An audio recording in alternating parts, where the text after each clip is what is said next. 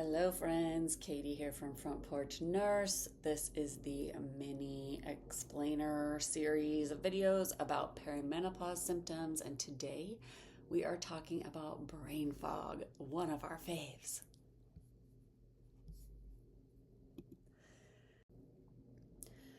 All right, first up, let me totally validate you. Yes, we forget. That is brain fog. We feel like we can't think straight. We feel like we just forget what we just said or what's going on. This scares the hell out of us, doesn't it? Because we might feel like, oh crap, do I have dementia? Very common thought. It just messes with our confidence and our competence. It's really irritating to be like, I can't remember what I was going to say. It's just annoying. But it's biological, so let's talk about it. All right, let's get into how this actually works, the biology. Estrogen is amazing. It has over 400 functions in our body, and one of them is to help our brain cells communicate with one another. So if estrogen is spiking or crashing, there's little glitches in the matrix of our brain cells. They're just not talking to each other as well as they usually do. And that affects our memory, our word recall, our focus. So the signals are not firing as smoothly. The thoughts don't come to us as smoothly. Now, if we add things like poor sleep or elevated stress hormones, which many of us have also, our nervous system is stuck in that high alert mode, that fight or flight mode, and our brain shifts into energy conservation, which is even worse for our memory.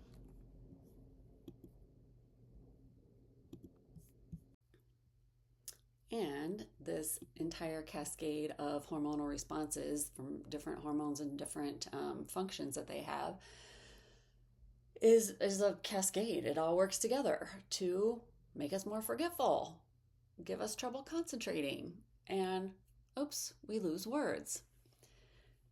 This is not a change in your intelligence. This is a change in the way your brain is functioning very temporarily, like moment to moment. Oops. Next slide here. Okay. So when that brain fog shows up, then we can get anxious, right? Because it's like, what the heck? Why can't I remember? What did I come in here for? And plus we worry that something is seriously wrong with us. I know that we all worry that we have dementia. We all do. If you have a lot of mental commitments, a lot of mental responsibility, like your job depends on your brain function a lot, you're going to notice this quickly. And the more scared we are, the more anxious we are, the worse that our brain function is, because we are going into a fight or flight with our cortisol, our stress hormone spiking, and all of the blood shifts to helping us run, helping us run away, flee.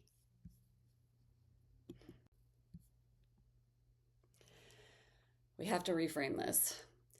99 times out of 100, this is not dementia. If you're worried that it is, go get checked. This is our brain conserving energy. It's actually protecting itself during these hormonal spikes and crashes and stress overload. It's a whole body response to these hormonal changes, which is normal because our whole body works all together. We talk about the body like it's all these separate parts. It is not. It's all working together. So our brain's conserving energy. Yay. That's a good thing. This is normal.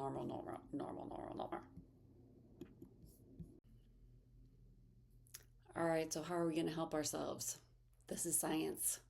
This is scientific. So it's not all about going out and getting jars of brain supplements. It's not about trying harder or making more lists, although it could be helpful to make more lists. But what really helps with brain fog in early perimenopause are the things that help all of our symptoms, which include Here we go. You ready? We want to reduce that cognitive strain on our brain, so we want to stabilize the rest of our body as much as we can. Protect your sleep.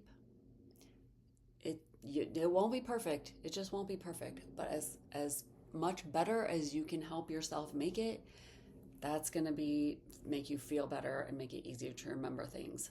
Regular wake time every day. Getting morning light on you ASAP. Fewer late night decisions or heavy conversations, or watch the screens, right, as you're getting up till bedtime.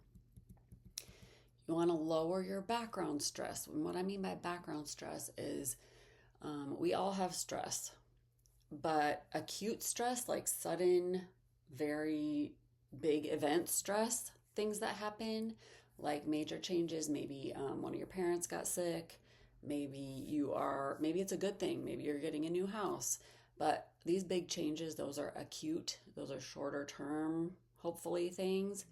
We always have a level of background stress, and the more we can improve that and the more we can do to get help with the things that are always on our mind, like what's for freaking dinner, or did somebody go to the store this week, or did so-and-so shut off the lights when they left the room, like all those things that we just have open tabs about. If you can lower that, it's really going to help your brain fog. The brain fog improves when we get our nervous system to know that we're safe more often. Spend less time in fight or flight, more time in a calmer state. Single task. We think we can multitask. I know we think we can multitask, and it seems like we can, but what we're actually doing, what brain research has proven that we are doing, is just switching tasks really fast. We're just really good at it. So if you can just concentrate on one thing at a time, it makes it much less demanding for your brain, and that leaves more brain power for remembering our words. Okay, another set of things. We need to fuel our brain consistently, which is about blood sugar. You've heard this before. We need consistent meals throughout the day, meals and snacks, whatever you like, but balance them. Some protein, some healthy fats, some carb, fiber. Fiber is really helpful for our blood sugar, which means more whole foods, less processed junk, and the healthy fats are like avocados, olive oil, nuts, in case you were wondering about that. So just try to stay balanced on your meals as much as you can. Doesn't mean to cut out a bunch of stuff. It just means, like, if you're going to have ice cream, maybe have an apple also, like, because that has fiber. That also has natural sugar. Or if you're going to have ice cream, have it after a healthy dinner. Move your body.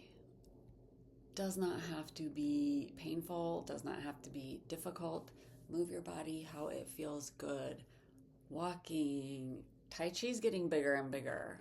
Yoga, light strength training later in the day, like just really small hand weights or just gentle yoga and Pilates moves, rhythmic movement. All these things improve blood flow, and which helps continuously flush out things that we don't want in there, like stress hormones, and bringing fresh nutrients from your blood sugar to your brain. Give your brain fewer inputs.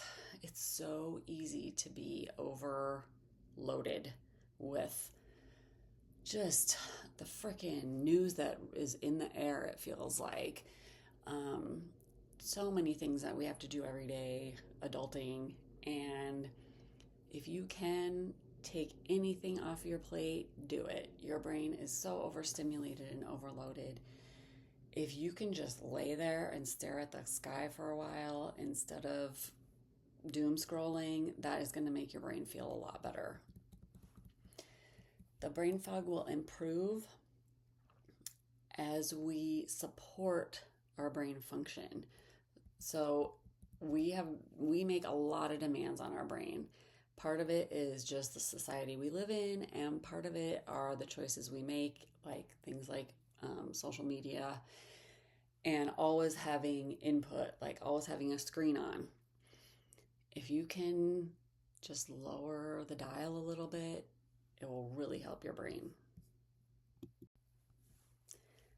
Just remember, perimenopause is an entire system transformation, like a transformer.